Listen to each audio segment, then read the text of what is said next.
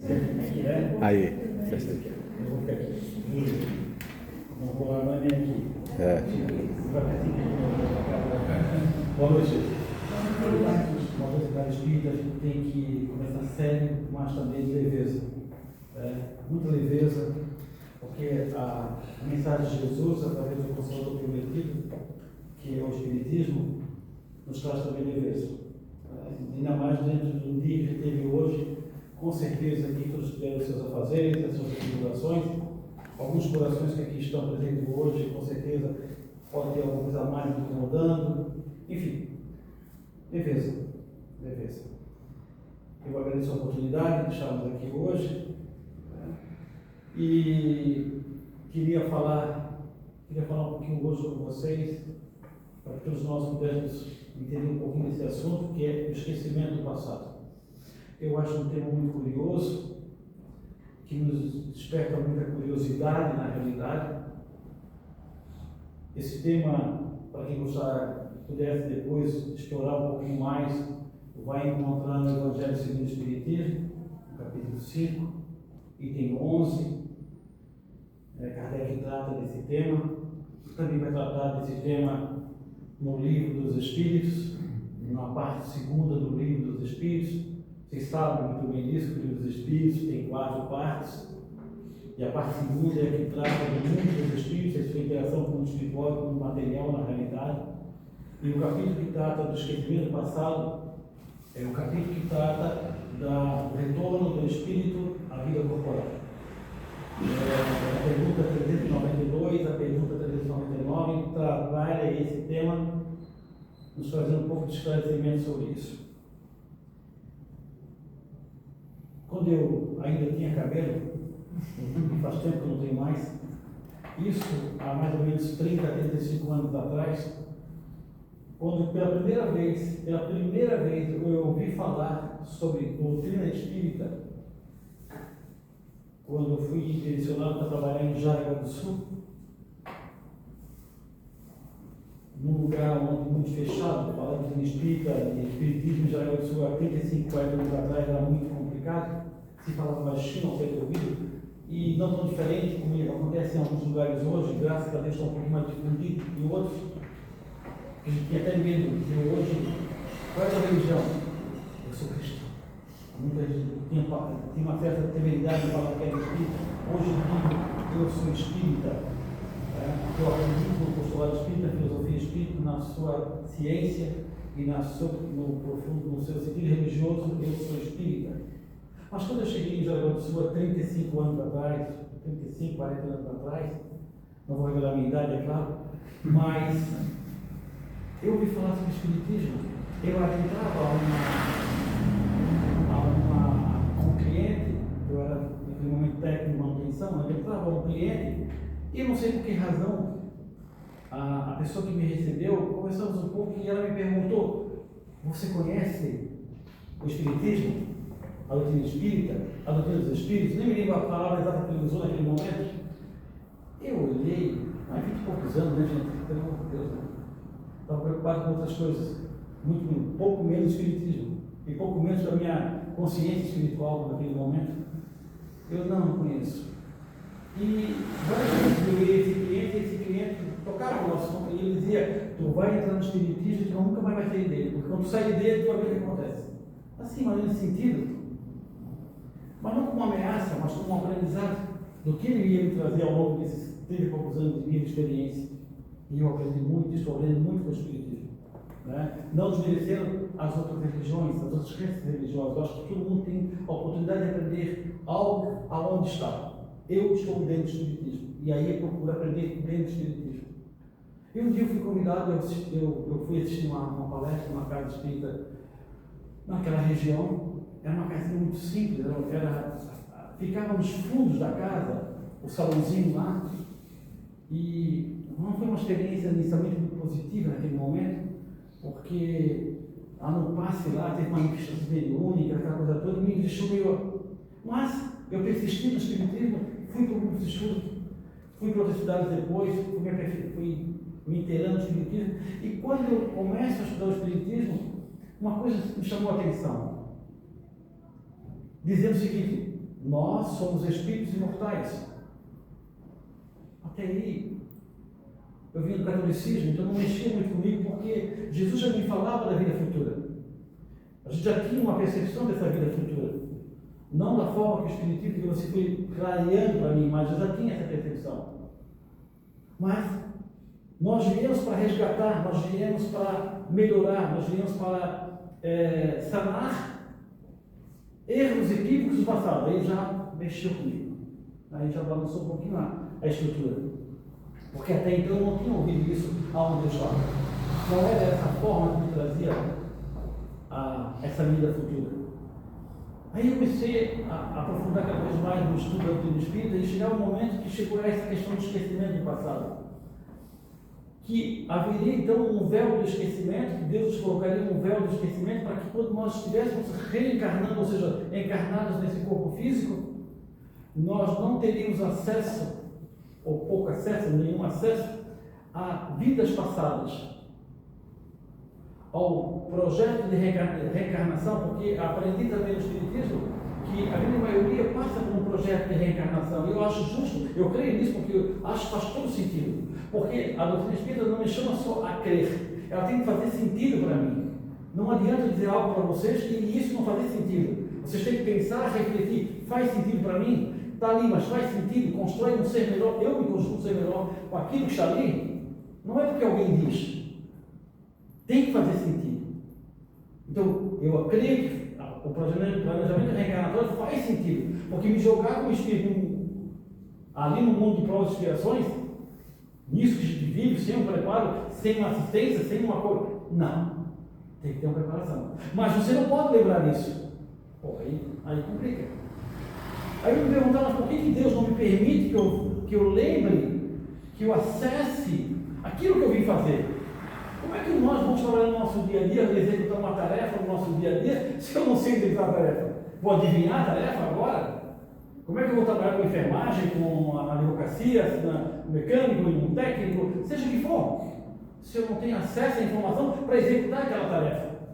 Isso me chamava muita atenção, isso me deixava, como diz o jovem, meio grilado naquela época, pensativo.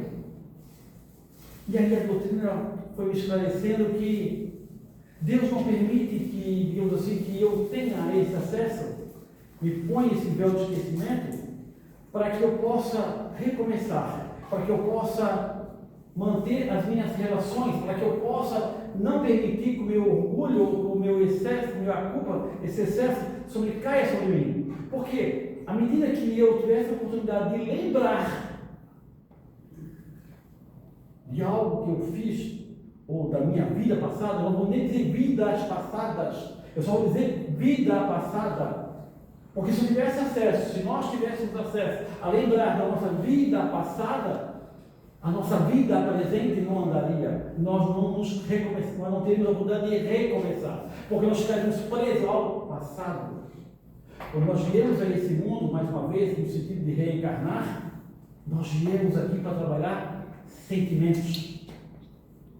Eu escuto e respeito colegas espíritas que às vezes colocam na exposição doutrinária que nós viemos aqui para reparar equívocos, muitas vezes com aqueles que estão conosco caminhando. Mas peraí, às vezes eu fico pensando um pouco sobre isso, e isso me dá um ponto de interrogação, me dá um nó na cabeça. Mas se Deus me coloca um véu de esquecimento, como é que eu sei que aquele que está ao meu lado, como minha esposa, o meu filho, ou minha nora, ou meu genro, seja quem for que está ao meu lado, eu tenho que reparar algo com ele?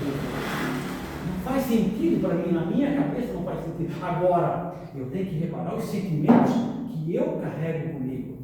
E que muitas vezes, com aqueles que ali estão comigo, naquele novo cenário, eu digo sempre, a vida é um teatro, com vários personagens, vivendo cada um aspecto diferente, mas é um cenário. Outros chegam depois, outros vão embora antes, mas é um cenário.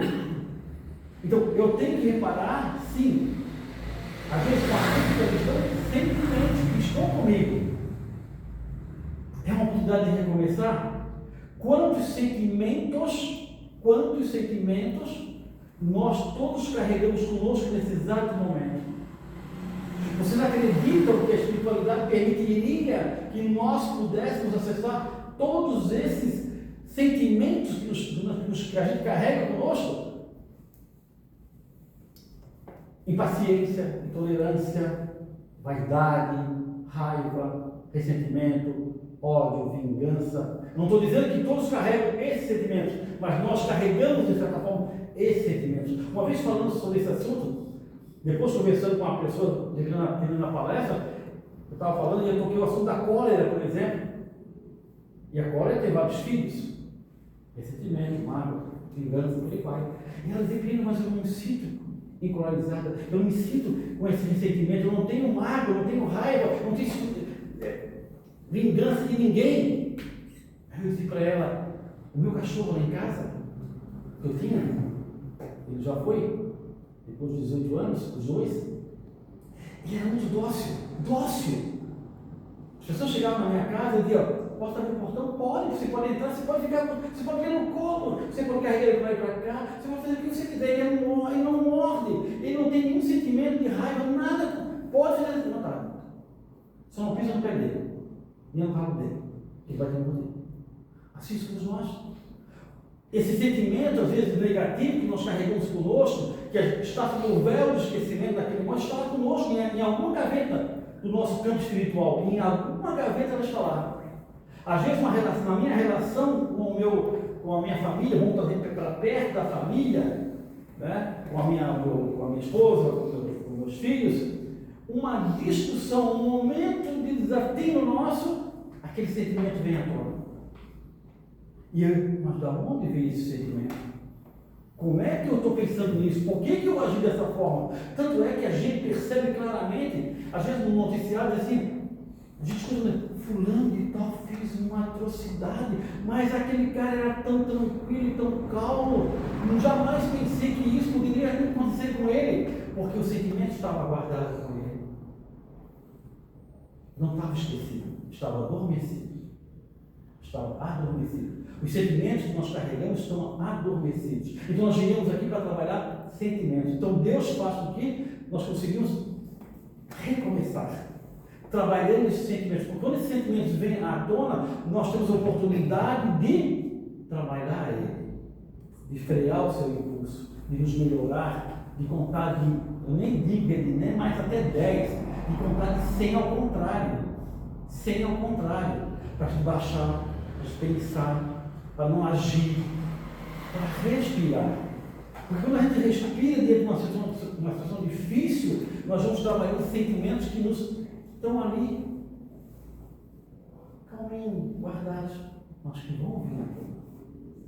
Quando a gente fala que o véu de esquecimento é nos colocado para preservar relações, é exatamente isso. Você já pensava se a gente pudesse, por um breve momento, perceber que meu esposo, ou minha esposa, o filho, uma filha, vão ficar só por aí nesse quadrado, eu pudesse ver claramente que aquela criatura, aquele espírito que ali está naquele formato, daquele novo corpo, o espírito é o mesmo, mas ele está em outra roupagem. Talvez agora, uma roupagem seja o meu filho. Foi o cara que me destruiu numa vida passada. Me enganou, me traiu, me puxou o tapete, chegou até a me matar, com poder, com ganância. E aquilo, naquele momento da vida passada, me gerou um sentimento de raiva, de vingança enorme. Eu queria traçalhar aquela criatura. E aquele sentimento hoje está lá guardadinho em mim, para ser trabalhado em algum momento da minha jornada. Se eu pudesse vir à tona, como é que seria a minha relação com aquela criatura ali? Vocês acham que seria normal? Vocês acham que a gente ia conseguir construir uma relação de amor com aquela criatura? Não, porque o nosso ponto principal estaria focado no passado. Porque aquele sentimento tomaria uma proporção, uma potencialidade tão grande, mas tão grande, que eu esqueceria quem é essa pessoa. Para mim, na minha cabeça, viria toda aquela situação. Então, por isso que Deus coloca o esquecimento passado como uma forma de nos preservar também as nossas relações. Já pensou se eu estivesse em outra vida e eu, por acaso, fosse, sei lá, um rei, ou uma pessoa muito poderosa em termos de poder financeiro, riquíssima, que mandou e desmandou em uma vida passada. O poder da ganância, da soberba. Ele está muito acentuando naquele irmão. Se ele soubesse hoje quem ele fosse, qual é o sentimento que ia vir nele? Aquele que está guardando naquela caixinha lá atrás. Naquela caixinha lá atrás. Quando a leitura começou, isso não vai ser a leitura amar ao próximo assim mesmo, sempre ela vai entrar na questão do esquecimento, não é possível. Né? Mas eu pensei, a gente se preocupa tanto, quando digo a gente, todos nós se preocupamos tanto da gente em auxiliar o nosso semelhante. Quando digo o nosso semelhante, eu estou falando do mais próximo. Quem são os nossos familiares? São aqueles que estão mais próximos da gente, um amigo. E muitas vezes a gente esquece de cuidar de si mesmo, de cuidar daquilo que nos incomoda, daquilo que nos atrasa, daquilo que nos acorrenta, dos nossos medos, das nossas frustrações, porque são sentimentos que estão conosco, mas nós deixamos para depois. Aí você me pergunta, mas como é que eu vou dar algo para alguém se eu não tenho esse algo para dar? Então aquilo que eu estou dando não é real. Então, o esquecimento passado também procura trabalhar, esse olhar para si mesmo. Jesus nos disse, amar o próximo como a si mesmo. Ele coloca esse questionamento. Mas o esquecimento passado é algo que realmente nós não temos acesso, que ninguém pode ter acesso. Tem uma pergunta no Livro dos Espíritos, na pergunta 392 do Livro dos Espíritos, mais ou menos assim, como um psicólogo, mas é mais ou menos assim, é permitido nos lembrar das nossas vidas passadas? Essa é a pergunta mais ou menos que eu acho. É permitido nos lembrar da vida passada? E a espiritualidade responde, nem sempre. Nem sempre. A grande maioria dos encarnados que estamos aqui, que estamos no planeta, a grande maioria não lembra de detalhes das vidas passadas. Não lembra porque não há necessidade de lembrar. Não há necessidade de lembrar. Porque aí eu volto àquela questão inicial que me comentou lá no início. Como eu vou resolver meus equívocos comigo mesmo se eu não lembro o que eu tenho que fazer?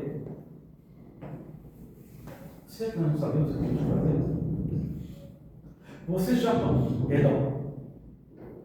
nós já paramos diante do espelho. Eu sempre brinco, não falo isso porque diante do espelho da nossa casa, o espelho do banheiro, aquele espelho do guarda-roupa, e para quem é mais antigo, espelho da brincadeira, o que é dentro de casa? Nós já paramos diante desse espelho? Nós já tivemos coragem de parar diante desse espelho e dizer, cara, nós temos que conversar. Nós já tivemos essa coragem de fazer isso? Cara, nós temos que conversar. O que é que tu está fazendo aqui? O que é que você veio fazer aqui? Aí tu vai dizer, não sei. Como você não sabe? Basta tu olhar a forma que você age no teu dia a dia, com teus familiares, com teu chefe, com a tua empresa, com o teu colega de trabalho, com a pessoa que está na rua no trânsito. Você tem que trabalhar. Você não veio aqui a passeio. Aí tu olha para aquilo ali. Mas eu sou tão bonzinho. A tua mulher diz que tu é tão bonzinho? Mais ou menos. Ela diz que se eu ficar uma semana na casa de um amigo que me chama de bonzinho, ele vai perceber que vai me devolver em 3 dias. Porque eu não sou tão bonzinho assim. Então, na frente do espelho da nossa vida, a gente vai perceber que a gente não é tão bonzinho e tão vítima quanto a gente pensa que é. A dúvida do que fazer é exatamente essa, é olhar os nossos comportamentos, olhar o que nós vivenciamos no nosso dia a dia, que tipo de sentimentos aqui nos traz felicidade, traz alegria, traz satisfação com relação ao que eu fiz, com relação ao meu próximo, ou me traz impaciência, intolerância, muitas vezes, não estou muito afim de falar com fulano, não quero muita atenção. O que me traz no meu dia a dia? A gente não para pensar nisso, a gente está no automático tão profundo ultimamente, estão correndo, em busca da moeda, e nós precisamos buscar a moeda, é claro, não estou falando contra a moeda de maneira nenhuma, mas focamos tanto nessa corrida do ter, do sobreviver, que a gente esquece que nós estamos esquecendo do principal da nossa jornada. Como eu falei, eu venho de uma religião católica que me mostrava uma vida futura. Mostrava, mas só me mostrava. Ela não dizia que eu tinha que trabalhar o meu ser. Ela dizia que eu tinha que ser bom. Bom para quem? Para o outro. Tá, e eu? Não sei ser bom? Não sei me melhorar? É só ser bom para o outro e estou no céu? E aí eu consigo compreender que não. Eu tenho que me observar.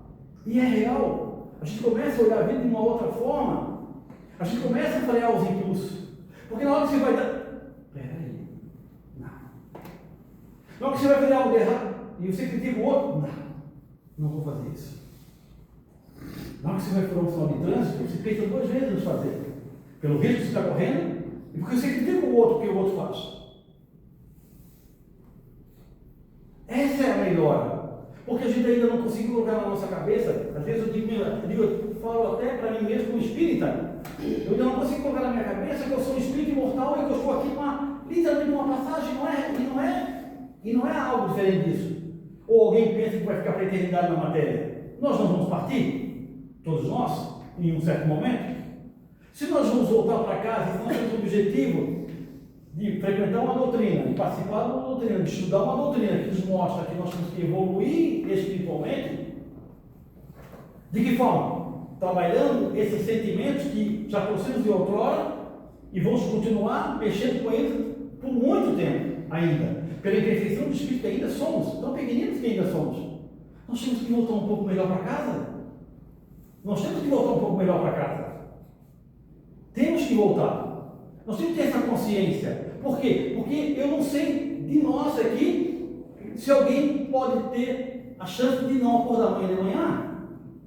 Ai, que exagero! Como exagero? Ou nós somos melhor que outros? Não! Nós não sabemos. Eu tenho um amigo que frequenta que faz palestra aqui, o Flávio, um amigo que lá em cima, Pedro, é uma mesa enorme, um painel assim enorme, tudo chavezinho, embaixo do nome. Nome tudo. Pô, eu falei, pô, eu sei que assim para essa mesa, né? Vai que um infeliz lá em cima, limpando aquela sala, ele escorrega e bate na minha chave, cara. E amanhã eu não acordo. É uma metáfora? Sim, é uma metáfora. Mas não pode acontecer? E aí? Aí eu chego no mundo espiritual e digo, gente, alguém me chamou antes. Não estava preparado para chegar aqui ainda. Eu tinha tanta coisa para fazer, gente. E aí? É isso que nós vamos dizer? Aí vai dizer, mas pô, tu tinha o dia de ontem. Não o dia de amanhã. O dia de ontem, eu estou aqui hoje, foi o dia de ontem. Eu tenho um dia presente. Para recomeçar, para fazer diferente. Para evoluir. Evoluir devagar, sim. Mas com esse pensamento de melhorar. Sabe? O passado não é permitido a todos lembrar. Mas uma coisa a gente pode pensar, refletir, porque a doutrina chama a pensar, gente. Vamos pensar. O que a gente vê hoje nas redes sociais é gente querendo fazer com que nós pensamos junto com eles. Não! Nós temos que pensar se aquilo é bom, se aquilo é ruim. Sabe? Não é porque querem nos vender uma propaganda, nós temos que comprar. Temos que entrar na cabeça. Não é um véu de esquecimento? Alguém disse que o véu é totalmente escuro? Ele falou o véu de esquecimento. Não falou que é totalmente escuro. Falou. Ele disse um véu. Deus impõe um véu de esquecimento. Foi isso? Mas para algumas pessoas esse véu de esquecimento ele não é tão escuro assim. Ele dá uma passagem de luz. Tanto é que tem pessoas, por exemplo, que tem flash. Putz, eu já estive nesse ambiente, eu já estive nesse lugar. Eu já conversei com essa pessoa, ela nunca viu essa pessoa na vida dela, mas eu já conversei com essa pessoa. Eu já tive essa sensação. Aí eu vou carimbar e dizer, não, isso aí sabe o que é? É irmão da vida passada. Eu não vou dizer isso. Mas eu digo o seguinte, tem algum sentido? Você está vivendo alguma experiência de sentimentos aí que você já vivenciou. Ou com aquela pessoa, exatamente aquele espírito, ou não. Mas aquela junção ali te gera lembrar de alguma coisa que você já vivenciou. Assim como tem pessoas que a gente abraça, pelo amor de Deus, ela vem me abraçar. Não, eu vou sair de lado. Porque a energia dela não casa. Não casa. Você tem pavor. Ela te afasta. Mas aí, com misericórdia divina e por amor ao próximo, então, olha só. Não é isso? Tem um filme no YouTube que eu gosto sempre de mencionar quando eu falo sobre reencarnação. É de graça, é barato. Vou convidar minha filha, um dia, que está na minha casa, vou ficar lá em casa uma semana na minha casa, vou ficar uma semana na minha casa, estou de férias, para mim é uma alegria muito grande, eu venho 2 vezes por ano, então para mim é para assistir Minha Vida em Outra Vida. Minha Vida em Outra Vida. Já assistiram? Alguém já assistiu Minha Vida em Outra Vida? Assistam. Eu falo esse filme quando falo sobre reencarnação, mas ele casa muito bem com o tema esquecimento do passado. Vocês vão perceber ali que é baseado em fato real, filme americano baseado em fato real. Vou só dar um spoilerzinho para não distrair, para você poder ver o filme. A personagem ela começa a ter insights na memória dela, pensamento. A gente não tem a mesma insights, pensar alguma coisa e, será? Ela começa a ter insights. E ela é arquiteta, e ela começa a desenhar algumas coisas que ela vai vendo, principalmente prédios, regiões, e por aí volta. Ela vai tão a fundo que o marido e o filho começam a chamar ela de louca. Porque ela começa a ver realmente que ela não é, que ela está vivendo uma outra situação. E aí ela vai vendo, ela vai buscando isso ali. Até a hora que ela começa no insight dela a ver aonde é que ocorre esse tipo de coisa. Eu não vou dizer onde é. E ela vai ver que tem uma história lá, ainda pendente, que não terminou, de uma vida passada. Assista. Eu sou um cara, sou mesmo, posso dizer que eu sou. Razão. Para me tirar do eixo, gente, para me tirar do eixo, para dizer chorar ou algo semelhante, me emocionar, vai longe. Tá? Cada vez que eu choro, realmente eu choro, pelo sentido, como a gente percebe que a nossa vida tem muito que a gente caminhar ainda, tá? E trabalhar sentimentos, e trabalhar situações de aprendizado na nossa vida. Como muitas vezes a gente acha que conhece muita coisa e não conhece, justamente ainda quase nada. Então o véu de esquecimento para algumas pessoas é permitido lembrar. Alguma razão tem. Não vou entrar no meio dessa questão agora, porque o tempo também não nos permite. Estou falando muito rápido.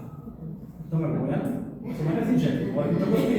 Gente, aí não dá, né? Fala mais baixo aqui, mais devagar aqui, isso não dá. Mas o meu jeito também de estar daqui, você faz assim, vai entendendo aqui, não pergunta. Mas assim, na parábola do filho pródigo, ou também que chama de esquecimento passado, que às vezes passa despercebido pela gente na leitura. Na parábola do filho pródigo, quando Jesus conta a parábola do filho pródigo, vocês já ouviram alguma parábola? Me contem. Jesus faz alguma menção do passado do filho pródigo? Ele faz algum comentário do passado? Esse menino não aprontou muito quando era pequeno, esse menino tinha uma vida de muita grana, esse menino tinha tudo na vida dele, agora ele é desse jeito. Jesus não faz nenhum comentário do passado dele, nos mostrando, nos indicando que não importa o que ele fez no passado, o que importa é o que ele faz daqui para frente. Tanto é que quando o pródigo volta para casa, o pai que acolhe não pergunta para ele o que ele fez no dia anterior. Acolhe de braços abertos porque entende que ele voltou para o caminho que era para ele voltar. Sabe? A gente às vezes se prende muito à questão de passado, que esquece o passado. O passado é passado. Quando nós voltarmos ao mundo espiritual, mais uma vez, quando nós voltarmos ao mundo espiritual e lá chegarmos, eu gostaria, eu não quero, porque aí é muita prepotência minha, seria muita prepotência minha dizer que eu quero. Eu gostaria muito, rezo a Deus todos os dias, porque quando eu voltar ao mundo espiritual, as pessoas que eu realmente amo, as pessoas que fizeram parte da minha história e que eu tenho uma sintonia muito grande com essas pessoas, venham me receber. Mas elas não vão perguntar para mim o que eu fiz ontem. Eu tenho certeza que elas vão dizer: seja bem-vindo, você está de volta a casa. Você fez o melhor que você podia ter feito com o conhecimento que você tinha na tua jornada. O conhecimento que você tinha na tua jornada. Façamos o melhor que a gente possa fazer nesse mundo, com o conhecimento que essa doutrina maravilhosa nos coloca todos os dias para a gente pensar, para a gente realizar e para a gente construir um ser melhor, gente. Uma excelente semana para todos. Obrigada pela sua dedicação, disponibilidade.